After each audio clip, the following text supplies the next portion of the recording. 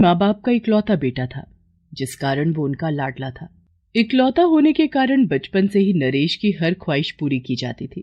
पापा पापा, मुझे ये खिलौना चाहिए। अभी नहीं बेटा, तुम्हारे पास बहुत खिलौने हैं। नहीं, मुझे अभी चाहिए। नरेश की हर ख्वाहिश जिद में बदलने लगी थी। नरेश के पिताजी एक प्राइवेट कंपनी में काम करते थे। नरेश की माँ सुषमा हाउसवाइफ थी। घर के कामकाज की सारी जिम्मेदारी उन्हीं पर थी। आज मेरा राजा बेटा क्या खाएगा? आज मैं खीर पूरी खाऊंगा। सुषमा नरेश की हर बात मानती थी। बचपन से ही माँ बाप के प्यार ने नरेश को बिगाड़ दिया था। वो जिद्दी, नक चढ़ा और पढ़ाई में कमजोर होता गया। हमारा बेटा 9वीं में फेल हो गया है, ना जाने आगे की पढ़ाई कैसे करेगा। क्यों ना हम उसे ट्यूशन लगवा दें? ट्यूशन में भी उसका दिल नहीं लगता था। नरेश के पिताजी कुछ घूस देकर और मिन्नतें करके उसे अगली कक्षा में प्रमोशन दिला देते थे। नरेश हर समय दोस्तों के साथ खेलकूद में लगा रहता। नरेश बेटा, थोड़ा पढ़ाई लिखाई भी कर लो। कर लूंगा पिताजी। धीरे धीरे किसी तरह से स्कूल की पढ़ाई पूरी करके नरेश ने कॉलेज में एडमिशन ले लिया था। समय के साथ साथ नरेश जवान और उसके माँ बाप बूढ़े होते गए। सुनो, अब मेरा दफ्तर जाने का मन नहीं करता है। अब काम से जल्दी थक जाता हूँ और तबीयत भी ठीक नहीं रहती है। अब आप काम छोड़ क्यों नहीं देते? अब घर पर आराम कीजिए। नरेश की बूढ़ी माँ घर का सारा काम करती और पति की सेवा करती थी। लेकिन नरेश को किसी बात की कोई फिक्र नहीं थी, ना ही नौकरी की चिंता थी। पापा, कुछ पैसे देना, मुझे बाहर जाना है। महेश उसे पैसे दे देते हैं और नरेश वो पैसे लेकर घर से बाहर निकल जाता है। नौकरी के दिनों में नरेश के पिताजी ने अपने बुढ़ापे के लिए कुछ पैसे बचाए थे। उसी से उन तीनों का गुजारा चल रहा था। सुनो नरेश की माँ, नरेश को तो इस बात की कोई चिंता नहीं कि इन पैसों को वो कब तक उड़ाएगा। जिंदगी आगे कैसे चलेगी? आप उसे समझाइए ना, वो समझ जाएगा। रात काफी हो गई थी और नरेश अभी तक घर नहीं लौटा था। नरेश की माँ सुषमा ने उसके मोबाइल नंबर पर फोन किया, लेकिन नरेश ने फोन नहीं उठाया। उसकी माँ परेशान हो रही थी, तभी घर की घंटी बजी। नरेश की माँ ने दरवाजा खोला। दरवाजा खोलने में इतनी देर लगा दी? मैं कब से बाहर खड़ा हूँ। नरेश के मुंह से शराब की बदबू आ रही थी। नरेश की माँ ने उससे कहा, तू शराब पीकर आया है? हाँ, मैंने शराब पी है। थोड़ी सी पी ली तो इतना की शोर मचा रही हो। नरेश के चिल्लाने की आवाज सुनकर उसके पिताजी की नींद खुल जाती है। वो उठकर कमरे से बाहर आ जाते हैं और नरेश से कहते हैं, तुम्हें अपनी माँ से बात करने की भी तमीज नहीं है? नहीं है तमीज। क्या किया है तुम लोगों ने मेरे लिए? मेरी थोड़ी सी खुशी तुम लोगों से बर्दाश्त नहीं होती। ये कहकर नरेश लड़खड़ाता हुआ अपने कमरे में चला गया। नरेश की माँ सुषमा वहीं सोफे पर बैठकर रोने लगी। हमारे लाड़ प्यार ने ही इसे बिगाड़ा है। इस सब के लिए जिम्मेदार हम ही हैं। हमारा बेटा हम बूढ़े माँ बाप का सहारा बनने की बजाय हम पर बोझ बन गया है। इसे इस बात की फिक्र ही नहीं है कि इसे अब नौकरी की तलाश करनी चाहिए। आखिर बचा के रखे हुए पैसे कब तक खर्च करेंगे? आगे हमारी और इसकी जिंदगी कैसे चलेगी? अगली सुबह जब नरेश की नींद खुली तो घड़ी में 12 बज रहे थे। नरेश हाथ मुंह धोकर अपने कमरे से बाहर आया तो उसने देखा कि बाहर उसके माता पिताजी बैठकर बातें कर रहे थे। नरेश को देखकर उसके पिताजी ने उससे कहा, बेटा यहाँ आओ। नरेश उनके पास जाता है। जी पिताजी। बेटा, अब तो मैं काम करने लायक नहीं रहा। अब तुम्हें कोई नौकरी ढूंढनी चाहिए। बचे हुए पैसों से घर का खर्चा कैसे और कब तक चलेगा?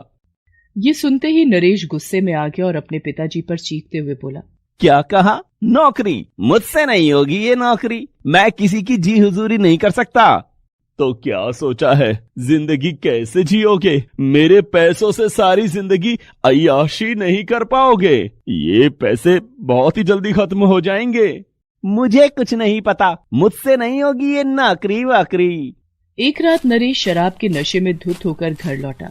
जब माँ ने दरवाजा खोला तो नरेश उसको धक्का देते हुए घर के अंदर घुसा और लड़खड़ाते हुए कदमों से अपने कमरे की तरफ जाने लगा। गुस्से में सुषमा ने उसे एक थप्पड़ मार दिया। उसके बाद नरेश ने दरवाजे के पीछे रखे वाइपर से माँ को ही पीटना शुरू कर दिया। मुझे मारेगी, ये ले बुढ़िया। पत्नी के रोने और चिल्लाने की आवाज सुनकर नरेश के पिताजी की नींद खुल गई और वो भागते हुए कमरे से बाहर आए। नरेश, ये क्या कर रहे हो? अपनी माँ को मत मारो। आपने देखा, इसने मुझे थप्पड़ मारा। सही किया इसने। तो ये ले बुढ़े। उस दिन नरेश के माता पिता का दिल टूट गया था। नरेश के माता पिता का गांव में एक छोटा सा घर था। उस रात नरेश के माता पिता नरेश को बिना बताए अपना सामान लेकर घर से निकल जाते हैं और दोनों बस में बैठकर गांव चले जाते हैं। घर काफी दिनों से बंद पड़ा है। मैं घर की सफाई कर देती हूँ, आप बाजार से राशन ले आइए। ठीक है। दिन के 12 बजे जब नरेश सोकर उठा तो उसने देखा कि घर में कोई नहीं है। उसने पूरे घर में अपने माता पिता को ढूंढा, लेकिन वो घर में कहीं नहीं मिले।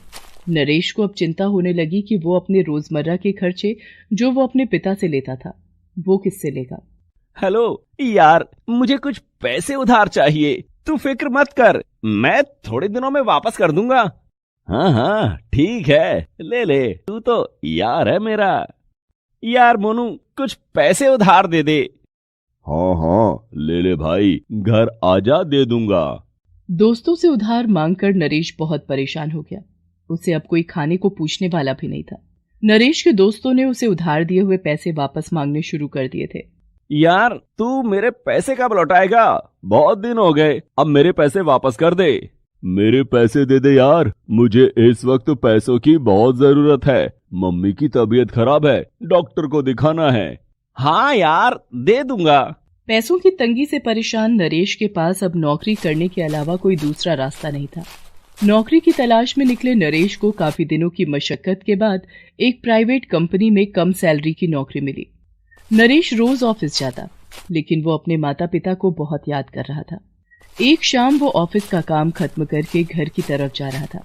तब रास्ते में बस स्टैंड पर किसी ने उसे पीछे से आवाज लगाई। नरेश बेटा। नरेश ने पीछे मुड़कर देखा। अरे सुनील चाचा, आप यहाँ कब आए? सुनील चाचा उसके गांव में रहते थे और उसके पड़ोसी थे।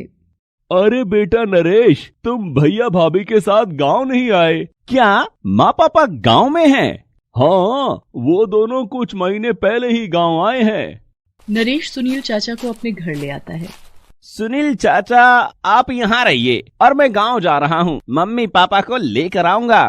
ऑफिस से कुछ दिनों की छुट्टी लेकर नरेश गांव की ओर निकल पड़ता है। गांव पहुंचकर नरेश देखता है कि उसकी माँ आंगन में बैठकर गेहूं सुखा रही थी। नरेश वहां जाता है और माँ से लिपट जाता है। माँ, मुझे माफ कर दे माँ। सुषमा उसे गले से लगा लेती है। माँ, पिताजी कहाँ हैं? वो काम पर गए हैं। काम पर कहाँ गए हैं? उनकी तो तबीयत खराब रहती थी ना। काम नहीं करेंगे तो क्या खाएंगे? वो लाला बंसीराम की दुकान पर मुंशी का काम करते हैं। लाला बंसीराम गांव का सबसे धनी आदमी था और उसकी सोने और हीरे जवाहरात के गहनों की दुकान थी। नरेश वहां से लाला बंसीराम की दुकान की तरफ भागने लगता है। नरेश की माँ सुषमा उसे पीछे से आवाज लगाती है। अरे बेटा, कहाँ जा रहा है? अपने पापों का प्रायश्चित करने। नरेश भागा भागा बंसीराम की दुकान पर आता है तो देखता है कि उसके पिताजी वहां बैठे हैं और बही खाते का काम कर रहे हैं। पिताजी। अरे बेटा नरेश, तुझे किसने बताया कि हम लोग गांव में हैं? ये सब छोड़िए पिताजी। इतना कहकर नरेश अपने पिताजी के पैरों पर गिर जाता है। पिताजी, मुझे माफ कर दीजिए। मैं अपने स्वार्थ में अंधा हो गया था, आपकी बातों को समझ नहीं सका। महेश नरेश को गले से लगा लेते हैं। पिताजी, बुढ़ापे में आप लोगों का सहारा बनने की बजाय बोझ बन गया।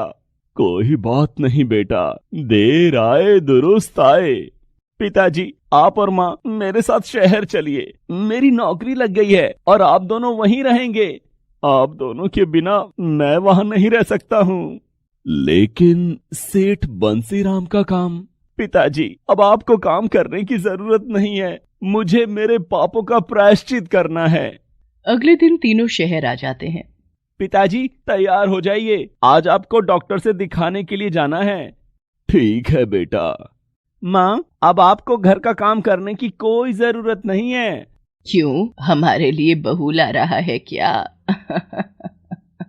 नहीं माँ, घर के काम के लिए मैंने काम वाली रख दी है, तुम अब आराम करो। अब नरेश रोज अपने काम पर जाता था और उसने शराब पीनी भी छोड़ दी थी। नरेश के माता पिता अब खुशी खुशी जीवन बिता रहे थे और नरेश उनको दोबारा अपनी जिंदगी में पाकर बहुत खुश था।